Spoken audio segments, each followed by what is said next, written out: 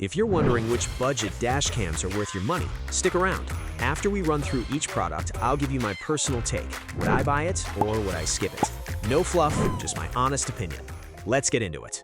70 Dash Cam A810. This thing nails the 4K front footage with solid night vision that actually catches plates without turning everything into a blurry mess. The app works okay for pulling videos, but the rear camera looks weak next to everything else. And that battery instead of a capacitor makes me nervous in extreme heat. Would I buy it? Maybe, because the front performance punches hard for the price, but skip the rear add-on entirely. Garmin Dash Cam Mini 3. Super tiny and hides perfectly on the windshield, but then they hit you with the Volt subscription nonsense just to actually use the clips properly. No built-in GPS, and the video quality feels average compared to the sharper stuff from the others. After a week of testing, would I buy it? No, because why pay extra every month when the competition gives you more without the corporate squeeze? Viofo VS1 Mini. This little beast is tiny as hell, yet delivers crisp 2K that holds up insanely well day and night thanks to that Starvis sensor. Voice controls actually work, and the GPS is reliable without any of the buggy app headaches the others throw at you constantly. Would I buy it? Yes, because it just works clean and outperforms bigger names in a package that barely takes up space. Miofive S1 Ultra. Dual 4K, sounds amazing on paper, and the footage looks sharp enough up front, but the app constantly glitches out, and those non-stop voice alerts get annoying real fast after a few drives. File sizes eat up cards quicker than expected too. Would I buy it? No, because the dual setup feels overhyped next to cleaner single-channel options that don't drive me crazy daily.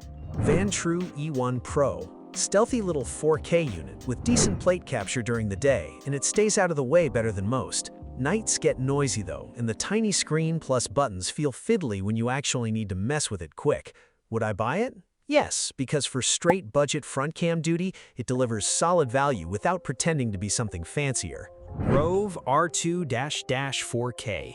This thing delivers sharp daytime footage that actually catches plates, and the Starvis 2 helps at night better than most in this price range.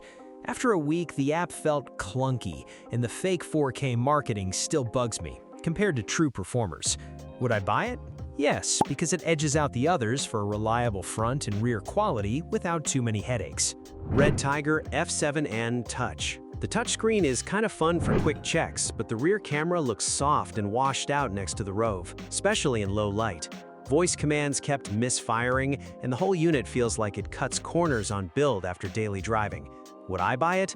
No, because the Rove and Miofive just feel more solid for similar cash without the gimmicks annoying me. Azdome M550 Max. 3 channels sound great on paper for full coverage, but the interior cam gets noisy at night, and the app crashed more than it should during my test week. It tries to do everything but ends up mediocre compared to focused dual setups like the Rove. Would I buy it? No, because it spreads itself too thin and feels buggy after real use. Nexar Beam 2 Mini. Super compact, and the cloud upload is handy if you pay extra, but no screen means fumbling with the phone every time. And video quality lags behind the true 4K options here. The subscription push got old fast, while the others just work offline. Would I buy it? No, because it feels like a half solution that nickel and dimes you next to better no-frills picks. Miofive S1. This budget beast gives clean 4K that punches way above its price, and the night vision holds up surprisingly well against the hyped ones. After using it daily, the simple setup and reliable parking mode made the others feel overcomplicated. Would I buy it? Yes, because it delivers real value without the headaches or extra costs that drag down the rest. 70 M310.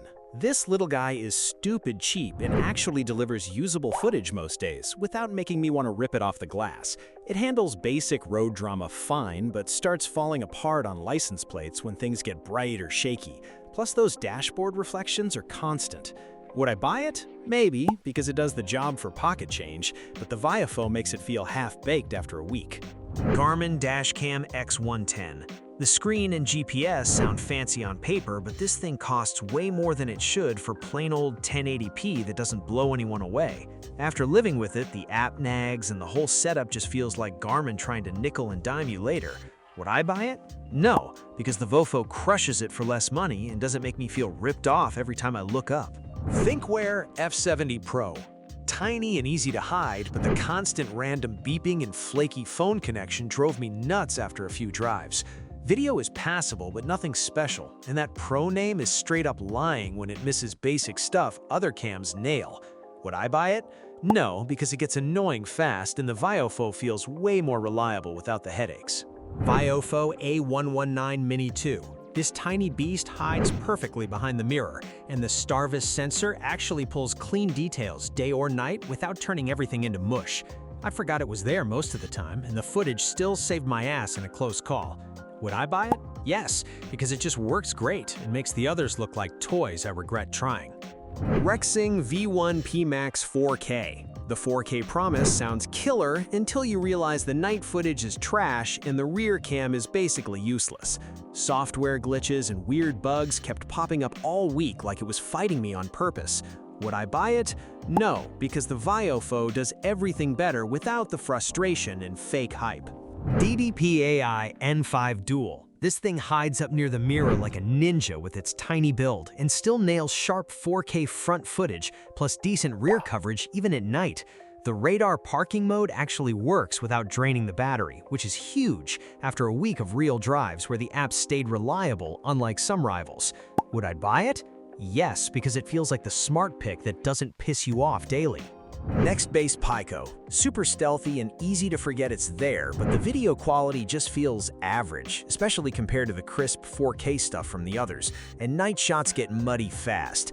Setup had some annoying glitches, and for the price, it ends up feeling like a fancy paperweight once you see what dual channel can do. Would I buy it? No, because the DDPAI and Cobra make this one pointless for budget buyers. Cobra SC 250R. Front 4K looks killer with solid details, but the rear cam and app kept fighting me on playback, which got old quick after living with it. Build feels tank tough though, and it never missed a beat on the road, even if some features feel half-baked next to the N5's radar tricks. Would I buy it? Maybe because the video pops, but I'd probably grab the DDPAI instead to dodge the app headaches. Thanks for watching. I hope this video helped you pick the budget dash cams for you. If you have any questions, drop a comment below. Links to all of these products mentioned in this video will be in the description.